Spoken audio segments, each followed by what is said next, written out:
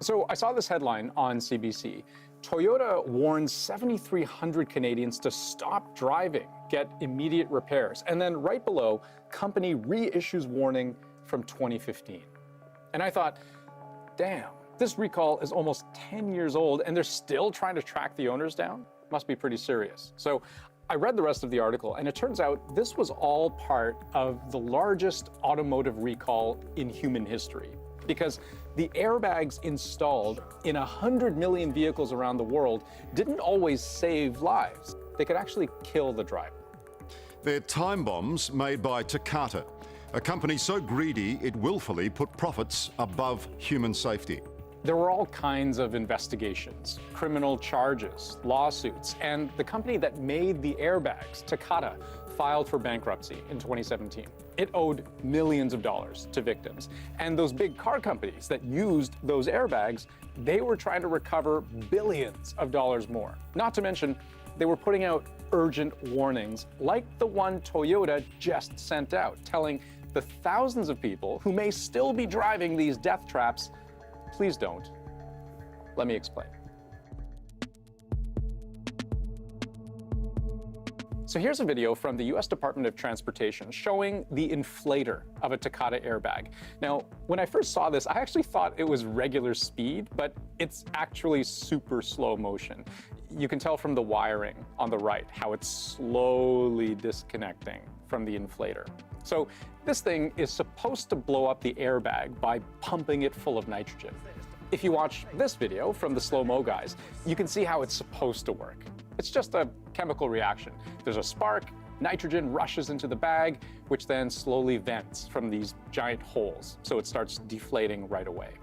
But some chemical reactions are safer than others. A very common one that you'll find in airbags today is sodium azide, which is 1 sodium, 3 nitrogen. But the Takata inflators used ammonium nitrate, which, if I remember my high school chemistry, there we go, ammonium nitrate, which can make fertilizer or it can make bombs. A massive car bomb exploded outside of a large federal building in downtown Oklahoma City, shattering that building, killing children, killing federal employees, military men. The Oklahoma City bombing, the IRA bombings in the 90s, they all used ammonium nitrate. So back to the Takata airbag. The problem was that over time, ammonium nitrate would degrade and become more unstable. So millions of people were effectively driving around with mini bombs in their steering wheels. This video from 60 Minutes Australia 5 years ago is probably the best illustration of what this actually looks like in an almost real-life situation. 5, 4, 3. But instead of inflating, it explodes. Looks like it failed catastrophically. Shards of metal tear a hole in the middle of the airbag. And explosions like that led to situations like this. The faulty Takata airbag responsible for yet another death. The latest victim, a man from Lancaster County. There are all kinds of gruesome photos of people out there who had these jagged shards of metal rip into their faces. We've blurred them out because nobody needs to see that, but you get the idea. Hundreds of people have been injured worldwide and more than 30 have died. So Toyota is reissuing pretty much the same warning it has been for years now. A do not drive advisory for some of its 20-year-old cars. Due to the age of the vehicles, if the airbag deploys, a part inside is more likely to explode and shoot sharp metal fragments, which could cause serious injury or death to the driver or passengers. Yeah, this isn't just a driver problem, it's a passenger problem in some vehicles too. In 2003, 2004 Corollas and Matrixes, it's a passenger side problem.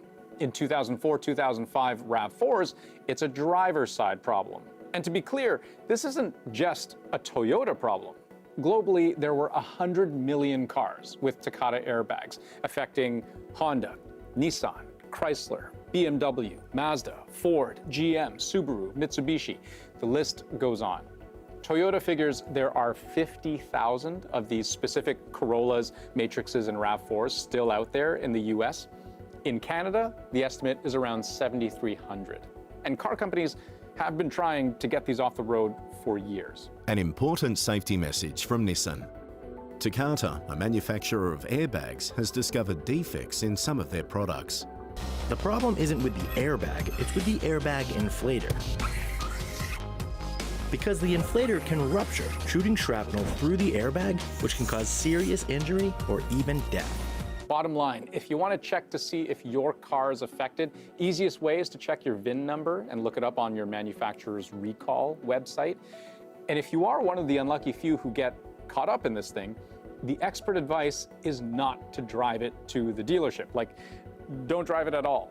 The car can be towed, or the dealership might be able to bring their repairs to the car rather than the other way around.